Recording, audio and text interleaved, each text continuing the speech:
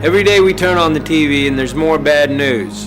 Another environmental catastrophe somewhere, or more starving refugees, or innocent victims in war zones. And most of us are busy trying to make ends meet in our own lives, and we see these images and feel helpless to do anything about it. And I think the deep shame we feel about that is paralyzing, certainly one of the reasons that we turn away. The object of this documentary is to look at the flaws in our systems that allow these things to happen, and the mechanisms that actually work against us, and to show you a very simple but powerful way that we can actually change the world we live in. The material for this film is taken from facts available to the public and from interviews with some of today's leading thinkers. However, we do live in a world full of conspiracy theories, and all I ask is that you keep an open mind, but question everything.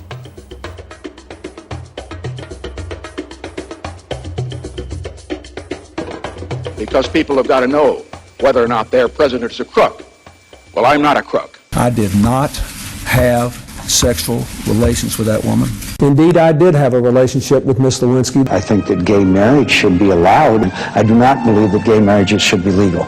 I am honored to be here with Barack Obama. So shame on you, Barack Obama. Iran, Cuba, Venezuela, these countries are tiny compared to the Soviet Union. They don't pose a serious threat to us. Iran is a grave threat. We can end illegal immigration. We're never, ever going to be able to totally control immigration. You have said in the past that it was, quote, pretty well confirmed. No, I never said that. Okay. I never think said that is... No, it's absolutely not. What I said was, it's been pretty well confirmed. There are known knowns. There are things we know that we know. There are known unknowns. That is to say, there are things that we now know we don't know. But there are also unknown unknowns. There are things we do not know we don't know. One of the most important beliefs that people have about politicians is that politicians do whatever polls tell them to do. We hear a lot of complaint about the lack of strong leadership, that politicians find out what the public wants and then they pander to it, or at least they say they'll pander to it. Now, what this idea of the poll-driven politician creates is the impression that the political system may have all kinds of problems, but on the whole, it's responsive and accountable to the public. So, how do we explain this contradiction between the myth that politicians reflect the public and the reality that on most economic issues, they actually ignore public opinion? Media influence on public opinion has been studied for many years now. We know, for example, that the media often play what's called an agenda-setting role. Public concern about issues tends to follow media coverage of those issues, rather than any changes in the real world. The media create the impression that the American public has a real choice. You can choose Bush or you can choose Gore. The implication being that they're both very different. But on substantive budgetary or economic issues, the differences between them are really on the margins. Both leading Democrats and Republicans support a privatized healthcare system, they support corporate-backed global trade agreements, they support maintaining a Cold War defense budget, and they generally favor the interests of big business.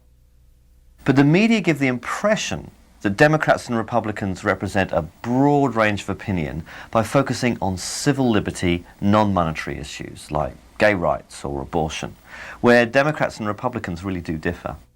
And this masks the degree of elite consensus. There's a couple of completely logical reasons why our politicians are so similar. The end game for politicians is to get elected. The people who vote are, for the most part, quite moderate in their views. Both parties try to occupy that middle, moderate ground. They are simply responding to that majority in order to get elected. The second reason our politicians are so similar is much more sinister. They answer increasingly to the same master. Thank you so much. We're looking easily at the first billion-dollar presidential election. It's much bigger money than we've ever seen in a presidential election. We define a candidate as being serious or not by how much money they can raise, not by what ideas they have, what their record in public service might have been. It's all about money. We really don't have an election anymore. We have an auction. And What's for sale? I mean, these are interesting questions to ask. Every incoming president rewards big donors with ambassadorships and other honorary appointments like that. There are all kinds of policy issues. Is a big donor rewarded with a place on a federal advisory panel that might have something to do with, say, approving new drugs or environmental regulations? All of these questions about what's for sale. You know, is government for sale? Is the White House for sale? And I think a lot of Americans suspect that it is. The money flows in for a reason, and the reason is not good government. It is completely unrealistic to expect democracy to deliver representatives who will serve the people's interests when so much money is involved. Having so much money in politics gives all the power to those with money. Yes, we are all still allowed to vote, but how free is our choice? The media in the hands of big business will only present us with politicians that will serve their interests. It would be completely illogical for them to do otherwise. It would also be illogical to expect politicians to change a system that puts them in power. But it certainly begs the question, just what kind of democracy do we have? Do you want to live in a democratic society, or do you want to live in the society we have? Which, remember, is not a democratic society and is not intended to be. If you take a course in political theory here, I'm sure they'll teach you that the United States is not a democracy. It's what's called in the technical literature a polyarchy. A polyarchy is a system in which power resides in the hands of those who Madison called the wealth of the nation, the responsible class of men, and the rest of the population is fragmented. That's the way the country was founded.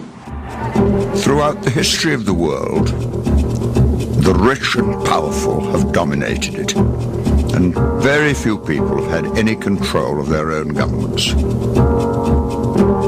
Most real power in the world is still exercised by those we do not elect. We are still far from governing ourselves. The basis of democracy is the belief that we were all born equal and that equality must be accepted by those in power. But in the attempts to win those rights, many people have been imprisoned and tortured by those who have power and were determined to retain it. No one in power really wants democracy, because democracy would challenge their power structures and their authority. So anyone who comes out with a democratic idea is dismissed as unrepresentative or a troublemaker or an extremist or something. And in this way, the full flow of a public debate about alternatives is being extinguished.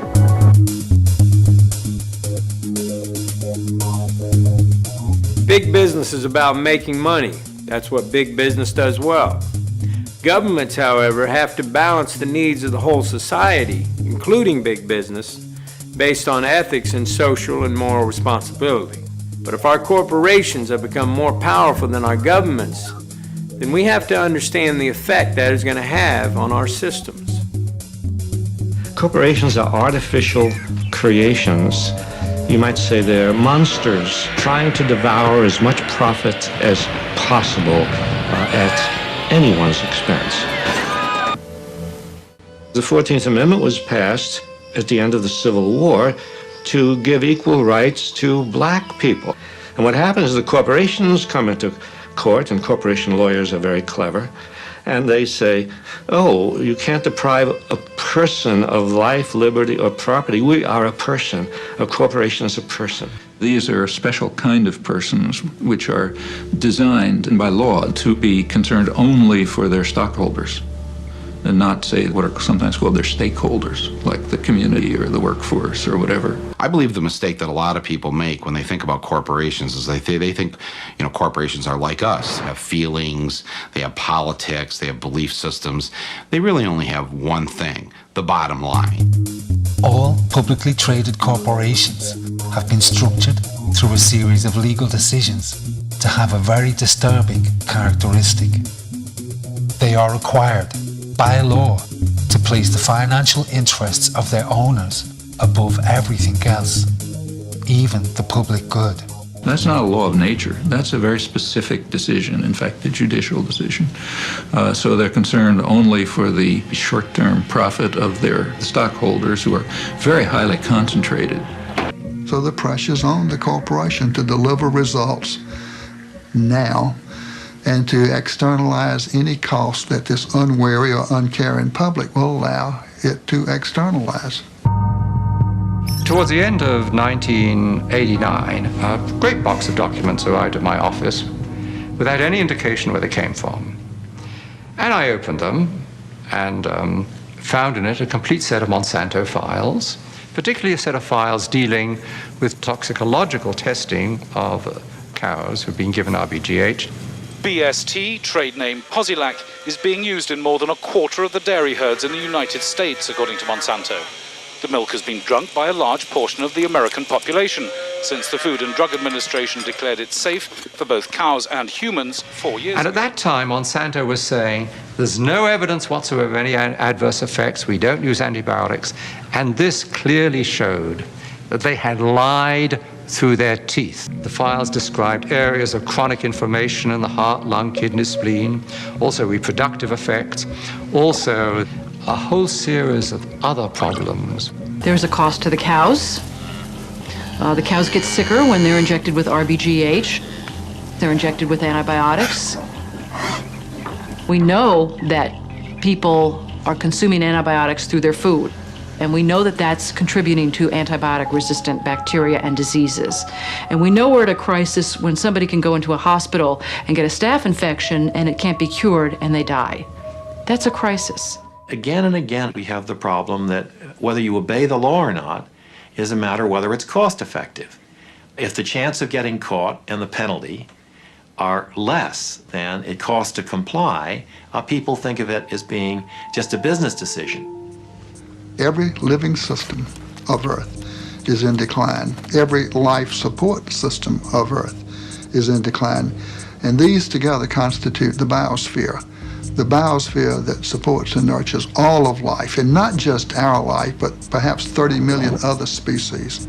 The typical company of the 20th century, extractive, wasteful, abusive, linear in all of its processes, taking from the earth, making, wasting. We're leaving a terrible legacy. Corporations have gone global. Regardless of whether the corporation can be trusted or cannot be trusted, governments today do not have over the corporations the power that they had and the leverage that they had 50 or 60 years ago. And that's a major change. So governments have become powerless compared to where they were before. Capitalism today commands the towering heights and has displaced politics and politicians as the new high priests. Corporations, by law, must increase their bottom line. In order to expand, they have to sell more products. Sell more products, they must consume more resources. Even going back 50 years, we could see the effect that this was having on our environment. Today, the effects of pollution and industrialization have multiplied tenfold, and the damage is terrifying. And yet these same corporations still want to drill for oil in the Arctic. Now that's not just morally blind, that's morally bankrupt. Also, corporate expansion into other countries to get those resources is the cause of so much war and conflict, as you will see in this film. We need our corporations to bring us the technologies, many of which already exist, that can help us address the issues we face. And yet, the system encourages a thirst for short-term profit.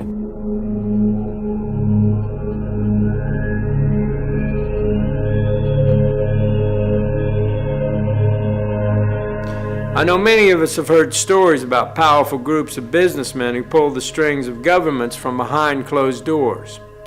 And so many rumors have sprung up around organizations like the Bilderbergs and the Council on Foreign Relations that it's really difficult to know what to believe. However, it is an interesting fact. The Federal Reserve Bank of the United States is not actually owned by the government. It is owned by a private banking cartel. Now, whoever these men are that can loan money to governments have to be some of the most influential men in the world, and yet we don't know who they are.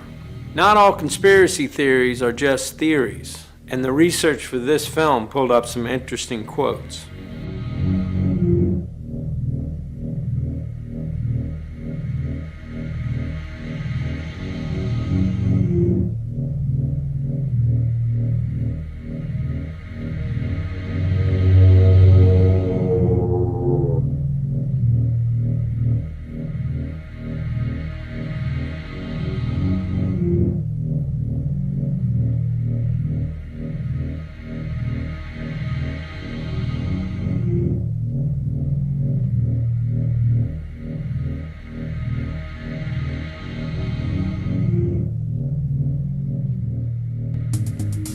Gold is valuable because it is relatively rare.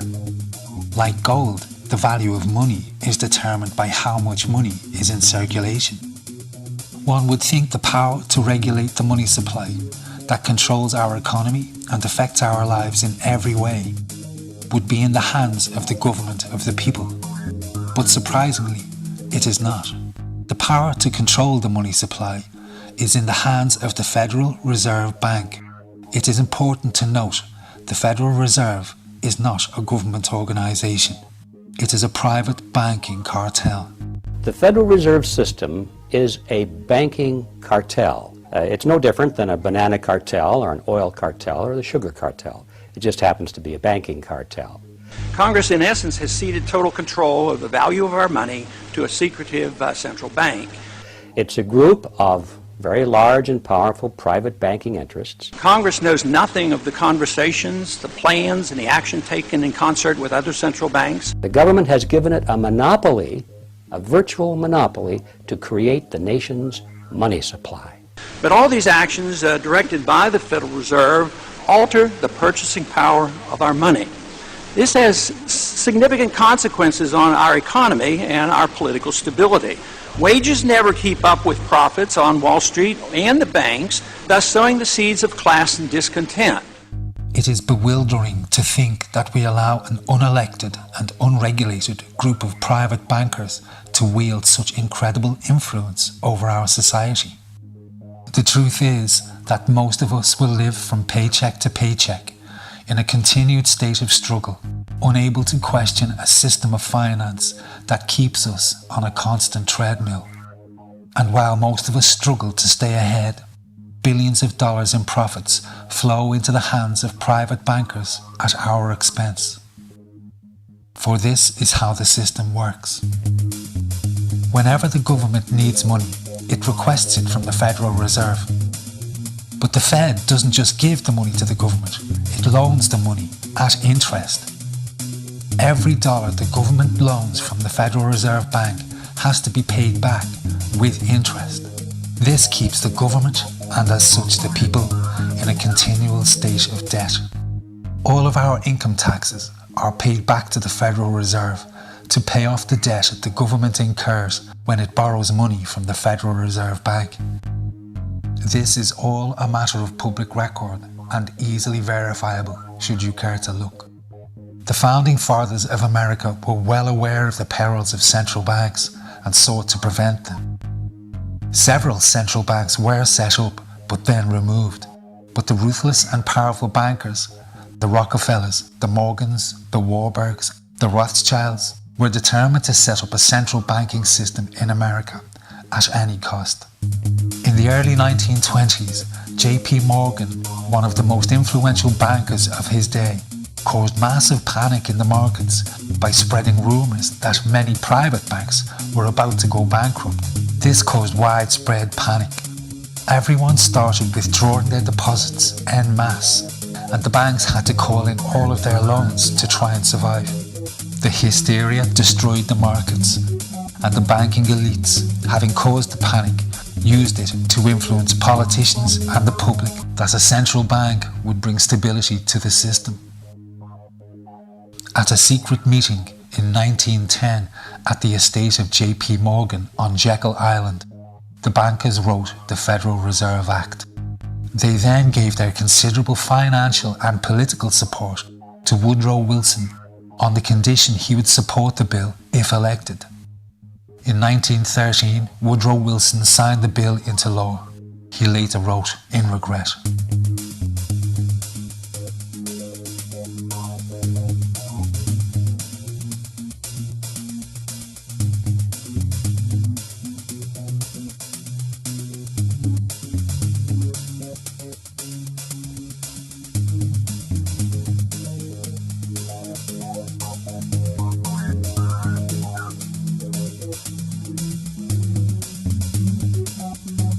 bankers made immediate moves to increase and consolidate their power. From 1921 to 1929, the banks drastically increased the money supply, making millions of loans. Then, in October 1929, having quietly exited the markets, they started calling in those loans en masse. The hysteria that followed led to the Great Depression. The conspiring bankers bought up rival banks and massive corporations for pennies on the dollar. Their position of power and influence had become absolute.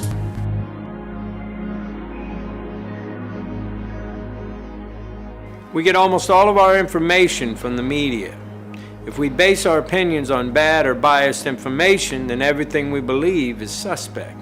Political debate today is kept within very narrow boundaries, so the media can present both sides of these narrow positions and give the impression we have a free press. However, to talk about left or right-wing press is to miss a very important point. Whatever message big business wants carried with whatever slant, the media will carry that story unfailingly.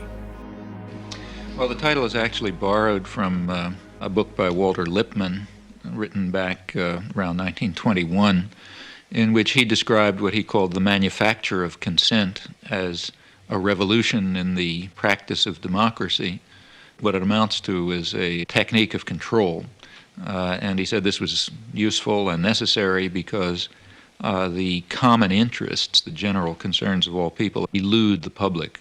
The public just isn't up to dealing with them, and they have to be the domain of what he called a specialized class. Notice that that's the opposite of the standard view about democracy. There's a version of this expressed by the highly respected moralist and theologian Reinhold Niebuhr, who was very influential on contemporary policymakers. His view was that rationality belongs to the cool observer, but because of the stupidity of the average man, he follows not reason but faith. And this naive faith requires necessary illusion. The point is that in a military state or a feudal state or what we would nowadays call a totalitarian state, it doesn't much matter what people think because you've got a bludgeon over their head and you can control what they do. But when the state loses the bludgeon, when you can't control people by force, and when the voice of the people can be heard, you have this problem. It may make people so curious and so arrogant that they don't have the humility to submit to a civil rule, and therefore you have to control what people think. 100 years ago, Sigmund Freud, famous for giving us the science of psychological analysis, suggested that the ideal of individual freedom. This part right here, what this guy talks about, is straight up evil. Evil. Evil. But what he said is 100% true, though. And we see it playing out right now. Central to the idea of democracy was impossible. He said our hidden desires were too dangerous. Human beings could never be allowed to fully express themselves, that we must always be controlled and would thus always be discontent. Sigmund Freud's American nephew was Edward Bernays. Bernays is almost completely unknown today, but his influence on our society is possibly much greater than Freud. Bernays took the new science developed by his famous uncle and used it to manipulate the masses. Bernays is the man who invented the profession and the term public relations. He worked for most of the major corporations and advised politicians on how to win favor with the public. Like Freud, Bernays was really is the guy within the United States more than anybody else who sort of brings to the table psychological theory as something that is an essential part. Media and marketing men spend billions of dollars in research. They have developed an entire science based on the very best psychology that knows exactly which one of our buttons to press to make us swallow an idea or buy a product. And they're not just selling us laundry detergent. They sell us everything from plastic gadgets to warfare. If we are to make decisions about the future of our society, the single most important thing we need is the truth.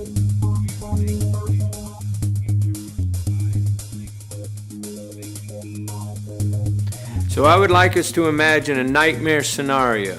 A powerful group of businessmen with access to the White House who control the media and who make obscene amounts of money whenever there's war. In the councils of government, we must guard against the acquisition of unwarranted influence, whether sought or unsought, by the military-industrial complex. President Eisenhower's concern about the military-industrial complex, his words have unfortunately come true. He was worried that priorities are set by what benefits corporations as opposed to what benefits the country. Lockheed Martin and McDonnell Douglas and Boeing throughout America. There are factories, there are corporations that are involved on a daily basis. We have a snapshot in time after September 11th where at least 71 companies that we were able to identify are starting to get contracts to go in Afghanistan and Iraq. All of the top 10 companies had former U.S. officials who had worked in the Pentagon or other parts of the U.S. government on their boards of directors. The Carlyle Group plays in industries and in an area that are heavily influenced by politics. My understanding is they are now the 11th or 12th largest defense contractor, a multi-billion-dollar annual enterprise with an almost obscenely high profit margin. They hire defense experts like Frank Carlucci or Frank Finelli. They hire politicians like George Bush Sr. or James Baker III. And the Iron Triangle is in some ways a uniquely American phenomenon. It's the confluence of the military, big business, and politics.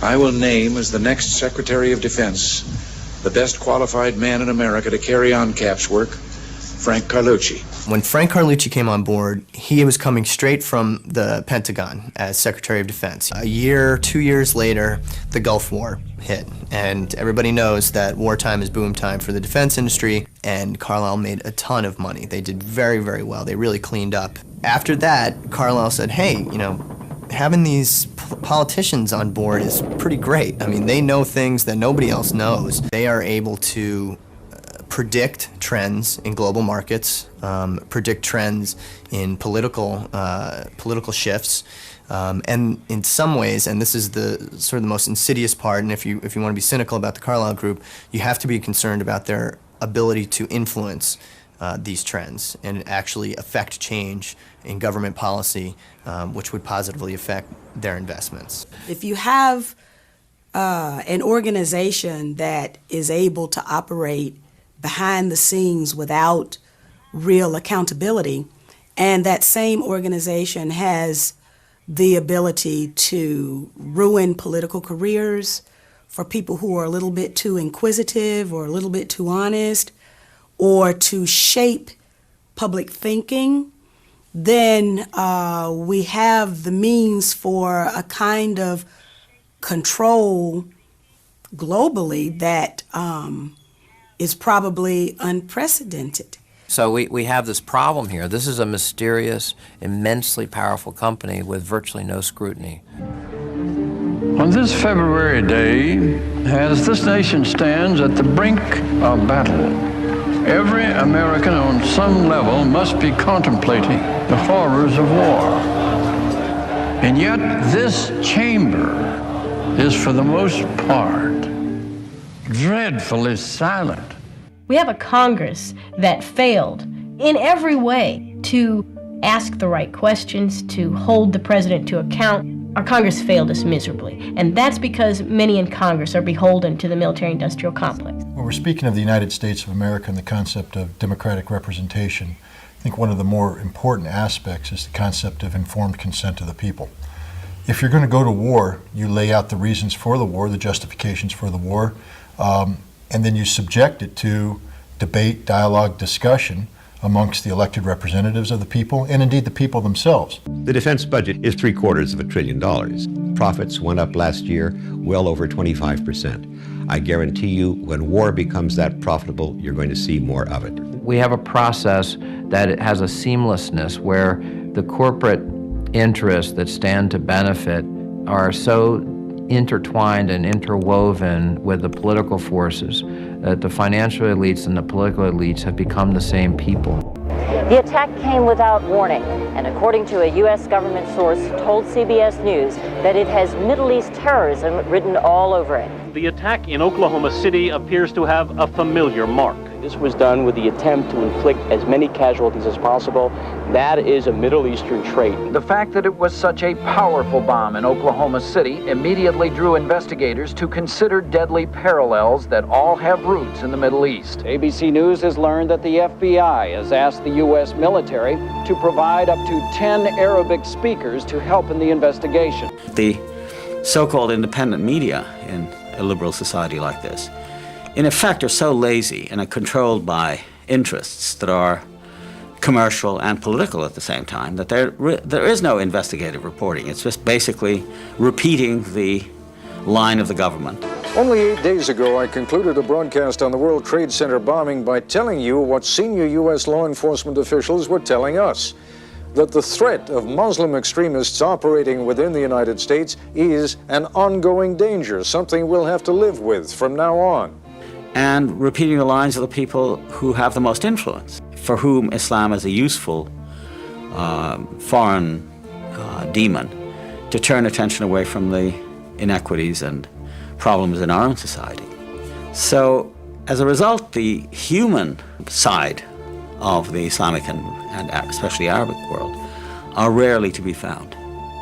And the net result is this vacancy on the one hand, and these easy, almost automatic images of terror and violence. The situation in the popular media is basically that Muslims are really two things. One, they're villains of one sort, villains and fanatics. And B, many films end up with huge numbers of bodies, Muslim bodies, strewn all over the place, the result of Arnold Schwarzenegger or Demi Moore, Chuck Norris. Lots of films about guerrillas going in to kill Muslim terrorists. So the idea of Islam is something that to be stamped out. It's easy to attract attention, and certainly the media's attention, for some of the political reasons that are obvious. I mean, to discredit the Arabs, to make them seem like a threat to the West, to keep the idea around at the end of the Cold War that, you know, there are foreign devils. Otherwise, what are we doing with this gigantic military? The war with Iraq gives us a snapshot in time where we can see the effects of all these powerful influences coming together. They have weapons of mass destruction. That is what this war was about. And Saddam Hussein possesses biological and chemical weapons. The fact that there are weapons there. You've heard the president say repeatedly that he has chemical and biological weapons. With the drumbeat for an attack on Iraq increasing, the Bush administration may finally have the ammunition they've been looking for. September 11th. September 11th. September 11th. September 11th, September 11th. Dangerous world. A grave new threat. There is no doubt that he is amassing them to use against our friends, against our allies. A Hollywood set designer was brought in to create a $200,000 backdrop for official war briefings. In USA Today and in the major network coverage and so forth, you had this very elaborate computer-generated graphic sort of coverage of the different U.S. Air Force and Army planes and gunships and helicopters and very snazzy weapons of all descriptions. Well, it's quite amazing. I've fallen almost in love with the F-18 Super Hornet because it's quite a versatile plane. It's not enough for us to be told to accept this war. We're really encouraged to gain some kind of vicarious pleasure from it.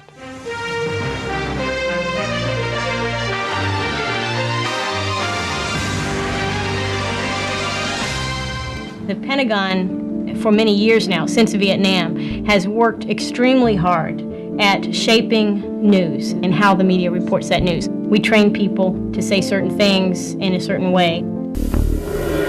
Well, a militia group linked to terror being backed by Iran and setting up camp on America's doorstep? The propaganda campaign waged by the media was so successful that by 2003, opinion polls showed the vast majority of Americans believed Saddam Hussein was linked to 9/11.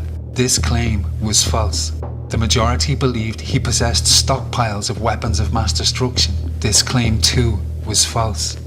These claims allowed the corporate interests and the administration to frame the attack on Iraq as a justifiable act of self-defense. Lieutenant Colonel Karen Kwiatkowski worked at the Pentagon. She saw firsthand how the intelligence was distorted to win support for the attack. The information in there drawn from fact. You could find bits and pieces of fact throughout, but framed, articulated, crafted to convince someone of what? Well, of things that weren't true. Things that weren't true.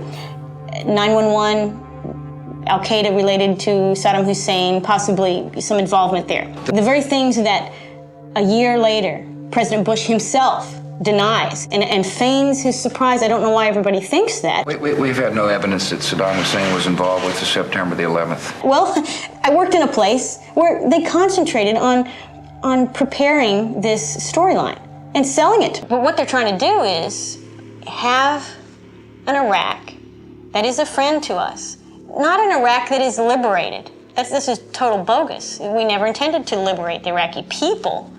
We intended to liberate Iraq from Saddam and have a footprint, a military footprint there. And we've done that now. We have Kuwait, we have Fifth Fleet in Bahrain, we have a nice base in Qatar, but it's a little too far south.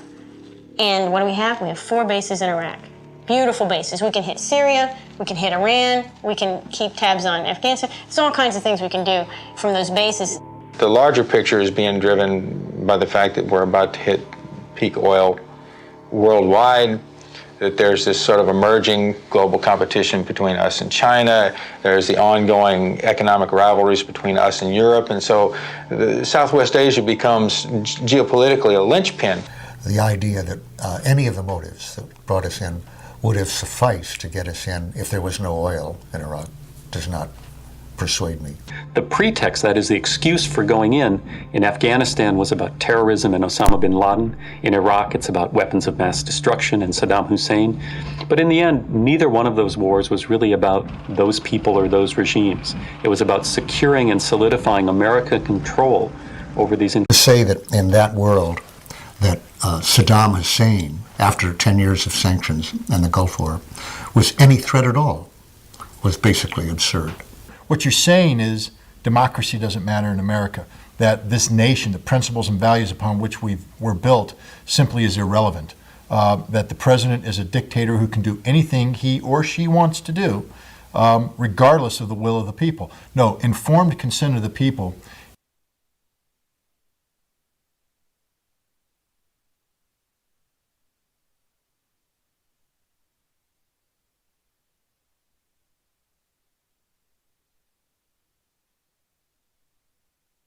is a mandatory, not optional, but mandatory requirement on how we are governed and how those whom we elect to higher office operate in our name. They not only want to repeal, revoke virtually all of the progressive reforms of the New Deal and ever since, and really bring us back into essentially unregulated, non-unionized country that existed before the New Deal. I think they want openly to see the president given the power that he was delegated as virtually an open and undated blank check by Congress that simply yields to the president. They clearly are trying to repeal that aspect of our Constitution, which gives Congress that authority, which the founders wrote in order, as a result of debate, in order to limit are going to war, to make it harder to go to war, to put that in the hands of hundreds of people instead of one man. They saw the alternative as the attribute of monarchy they most wanted to avoid. I don't think they take seriously any merits or advantages to a country of a Bill of Rights, unless it's the right to bear arms. But free speech, free assembly, I don't think they respect that at all. Freedom does not simply mean rallying oneself behind the flag here. This is a great flag. But freedom means allowing the kind of dissent and vigorous debate and tolerance of onerous points of view that people regard as obnoxious and hateful because we understand that once you say, I don't want to hear that point of view, you can't say that, you begin to stifle all kinds of points of view. You begin to create a mindset. Freedom is a very delicate thing. It's a very delicate thing between limiting people's intellectual growth or not. And that's why we have to be vigorous and extremely proud. If this flag means the Constitution of the United States, we as Americans should be very, very proud of that. And we should do everything that we can to fight those people who, for political reasons, are trying to limit basic freedoms in America. It's this kind of ideology that has grown up in the wake of the Cold War, propounded quite openly by what we are calling neoconservatives in America, that identifies the United States as a colossus athwart the world, a new Rome, beyond good and evil. We no longer need friends. We don't need international law. Like the old Roman phrase, it doesn't matter whether they love us or not, so long as they fear us. I've been a born New Yorker all my life. I've lived here all my life. So for me, it was a powerful personal event. What I remember, what I think it taught, of course, my first reaction was fear, anger, rage, vengeance. I think all of us, if we're human, had that reaction. The question for all of us is what we remember and what we do with the memories. What is the lesson? What does it tell? What does it teach? For the president, it teaches the lesson of the axis of evil. States like these and their terrorist allies constitute an axis of evil. It teaches the lesson that America has enemies, secret, dangerous enemies who have to be taken out. Our enemy is a radical network of terrorists and every government that supports them. It teaches the lesson that we can never be weak. We have to flex our muscles at every turn. We will fight with the full force and might of the United States military. That's one kind of lesson. It creates a politics of fear.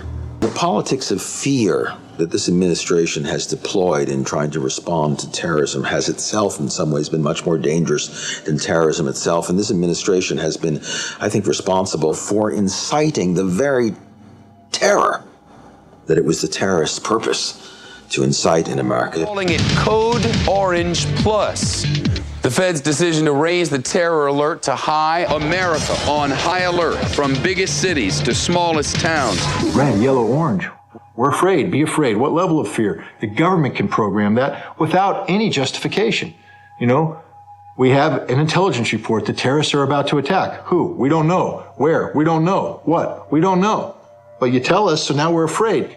A Connecticut man wrapping his family's 19th century farmhouse with plastic, sealing it in duct tape. States who sponsor terrorism. We're too great a nation to allow the evildoers to affect our soul. The decision was made within the administration to take this event, to take the struggle against al-Qaeda, and make it into a full-fledged struggle against good and evil. Either you are with us, or you are with the terrorists. The important thing to remember here is one didn't have to put it in these terms. One didn't have to say, if you're not for us, on our side, you're on the side of the terrorists. That was not a necessary response. That was a chosen response. The more we're afraid, the more you ask us to give. Patriot Act 2, enhancements to the Patriot Act. Now the budget's starting to be bankrupted. Billions flowing out of this country into a war on terror, more defense expenditures. And therefore, I've asked Congress for a one-year increase of more than $48 billion for national defense, the largest increase in a generation.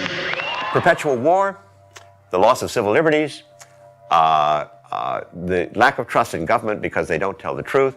These are outrageous and unpleasant political developments, but they don't necessarily spell the end of the United States. Financial bankruptcy does. Things that can't go on forever don't. What we're talking about right now is the rigged American economy can't go on forever, and it's not rocket science to say so. One war after another, we become a warfare state. That is, the system is set up to go to war. We're going to find wars. We've already had two major wars, Iraq and Afghanistan. I think the people most without fear on September 12th in America were those working at Ground Zero. They were in the greatest danger, actually, but because they were active, they were engaged. The firemen and the medical officials and the cops who were working there first to find victims, then to find remains and clear the site. They had a civic task. They were engaged and they weren't afraid of anything. American citizens after 9/11 said to the president, what can we do? What can we do to become engaged and take some responsibility? President Bush unfortunately said, go shopping. Go back to the mall. Go back to your normal lives. We'll take care of it. Spectatorship is an invitation to fear. Citizenship is how we fight the politics of fear. The politics of citizenship, the politics of engagement, taking responsibility is a much better way to deal with terrorism than hunkering down, being spectators, and allowing the government to rob us of our liberties, to rob us of our multiculturalism in the name of protecting us. I think the history of the United States as a work in progress and our attempt at democracy here is a constant struggle between capitalism and democracy. And there have been ebbs and flows where democracy looks like it's winning. You rein in those powerful forces. But the fundamental reality is that most of the government's decisions today are substantially dictated by powerful corporate interests. Clearly, capitalism is winning. For anyone who doesn't yet know, our corporations have been in the Middle East trampling on their beliefs and customs since they discovered oil. Our corporations will tell us they are just getting us the things we need, and there is truth in that. But we have to decide what price we are willing to pay. We as individuals drive the demand for these resources, as long as we are all aware of the fact that there is blood in this oil, and that is the decision that we make, and so be it.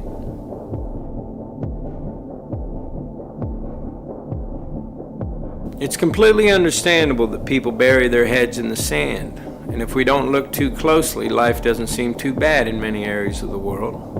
But that is going to change, and there are some logical outcomes to the way this system works that will affect every one of us. I was invited to Washington, D.C. to attend this meeting that was being put together by the National Security Agency called the Critical Thinking Consortium. I remember standing there in this room and looking over on one side of the room, and we had CIA, NSA, DIA, FBI, Customs, Secret Service. And then on the other side of the room, we had Coca-Cola, Mobil Oil, GTE, and Kodak. And I remember thinking, I am like in the epicenter of the intelligence industry right now. I mean, the line is not just blurring, it's just not there anymore. And to me, it spoke volumes as to how industry and government were consulting with each other and working with each other. An initial news report in the Army Times newspaper last month noted, in addition to emergency response, the force, quote, may be called upon to help with civil unrest and crowd control. Did this surprise you? It did. It surprised me also that Northcom itself was involved in intelligence sharing with local police officers in St. Paul. I mean, what in the world is Northcom doing looking at what some of the protesters are involved in? And you had infiltration up there too. But what we have going on in this country is we have infiltration and spying that goes on not only at the, well, all the way from the campus police practically, Amy, up to the Pentagon and the National Security Agency. We're becoming a police state here. Right now, as we talk, the Fourth and Sixth Amendments to the Constitution, to the Bill of Rights, are dead letters. Both of these bills were written into the Constitution by the Founding Fathers in order to protect the people of America from the government of America. Right now, the right to freedom of speech, the right to free assembly, and the right to a fair trial are no longer protected by law. The result of the Patriot Act, the Military Tribunal Act, and many other bills written in the name of Homeland Security is that almost any action, speech, or protest against the government can be construed legally as terrorism. Your home can be searched secretly without a warrant. You can be arrested with no charges revealed to you. You can be detained indefinitely and tortured without any protection under the law. In 2005, Congress passed the Real ID Act. Soon, we will be required to carry ID cards by law. There are plans to equip these cards with RFID tracking chips that will be able to track your every move. These tracking chips are already in all new passports. Many believe this will eventually lead to the implanted chip, which is already being used in many places in our society. We have a Florida family who are really pioneers in a brave new world. They have volunteered to be the first ever to have microchip identification devices implanted into their body. After 9/11, I was really concerned with the security of my family. I wouldn't mind having something planted permanently in my arm that would identify me. It is not difficult to see a future where we are all locked in to a monitored control grid, where every move and all transactions will be tracked, monitored and recorded. And if anyone gets out of line, they can just turn off their chip. Could the sense of fear and isolation prevalent in our society allow us to accept totalitarian measures of this nature? And if we become scared enough, might we not even demand them? Has our sense of fear and division detached us from reality? It is not too difficult to imagine that many of our fears are manufactured for us. History shows us that many in power have used fear to manipulate societies. And there are those who would benefit from a totalitarian world government. This is Aaron Russo, a former politician. Next to him is Nicholas Rockefeller, of the Rockefeller banking family. After a long friendship, Aaron Russo eventually ended their relationship, appalled at what he had learned of the Rockefellers and their plans. So he said to me one night, he said that there's going to be an event there, and out of that event, you're going to see we're going to go into Afghanistan, so we can run pipelines from the Caspian Sea. We're going to go into Iraq to take the oil and establish a base in the Middle East, and we're going to go into Venezuela and try and get rid of Chavez. And the first two they've accomplished. Chavez they didn't accomplish. And he said you're going to see guys going into caves looking for looking for people that they're never going to find. You know, he was laughing about the fact that you have this war on terror. There's no real enemy. He's talking about how by having this war on terror, you can never win it because it's an eternal war. And so you can always keep taking people's liberties away. And I said, how are you going to convince people that this war is real? He said, but the media can convince everybody it's real. I mean, you know, it's just that you keep talking about things. You keep saying it over and over and over again, and eventually people believe it. You know, you created the Federal Reserve in 1913 through lies. You create 9/11, which is another lie. Through 9/11, then you're fighting a war on terror, and now all of a sudden you go into Iraq, which was another lie, and now they're going to do Iran. You know, and it's all one thing leading to another, leading to another, leading to another. Now, I would say, what are you doing this for? What's the point of this thing? You have all the money in the world you ever want. You have all the power. I said, you know, you're hurting people. It's not a good thing. And he would say, what do you care about the people for? Take care of yourself and you take care of your family. And then I said to him, what are the ultimate goals here? He said, the ultimate goal is to get everybody in this world chipped with the RFID chip and have all money be on those chips and everything on those chips. And if anybody wants to protest what we do or violate what we want, we just turn off their chip.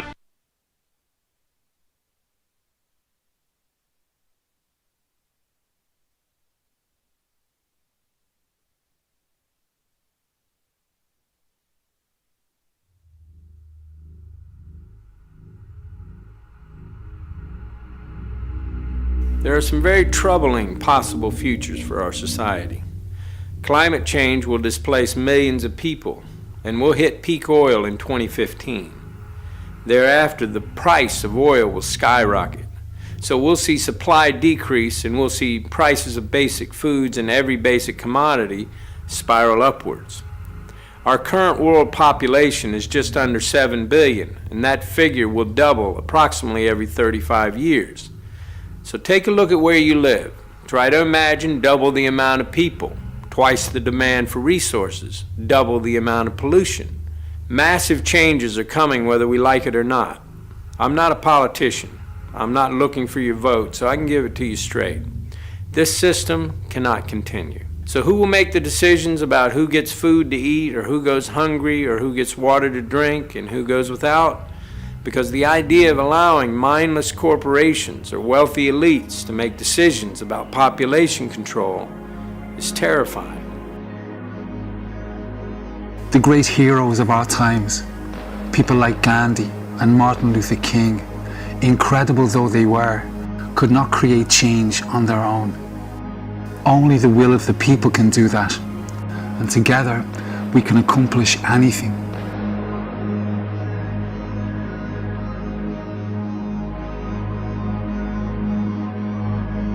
Interestingly, the way to win back democracy, end the wars, and save our environment has just one cure, and it's simple.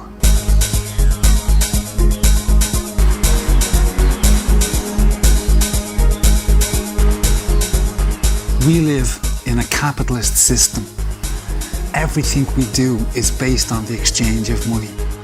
The media and the advertising men have turned us into obedient little consumers trying to buy ourselves to happiness in a throwaway society. This creates such a demand on our resources that our corporations invade other countries to get more, causing untold war and conflict. Then, using the wealth and power that we give them, corporations undermine democracy and justice. However, the unlikely and ironic outcome of consumerism is that it makes you, the consumer, all-powerful.